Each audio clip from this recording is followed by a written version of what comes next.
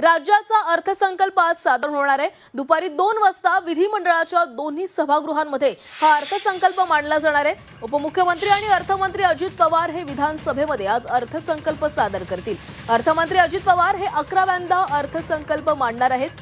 तब्बल 11 वेळा राज्याचा अर्थसंकल्प मांडणारे ते महाराष्ट्राचे पहिलेच अर्थमंत्री ठरणार आहेत। तर अर्थ राज्यमंत्री आशिष जयस्वाल हे विधान परिषदेत अर्थसंकल्प मांडतील।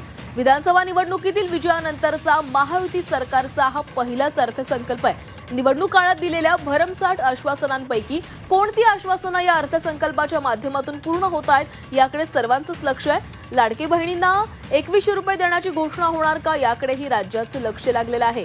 लाडकी बहीण योजनेवर सरकारचा मोठा खर्च होत असल्यानं विकास कामांसाठी लागणारा निधी कमी पडतोय आणि त्यातच आर्थिक पाहणी अहवालात राज्य सरकारची आर्थिक स्थिती फारशी चांगली नसल्याचंही दिसून आलं। त्यामुळे महसुली उत्पन्नापेक्षा महसुली खर्च जास्त आहे। कर्जफेड आणि व्याजावर मोठी रक्कम खर्च होत आहे।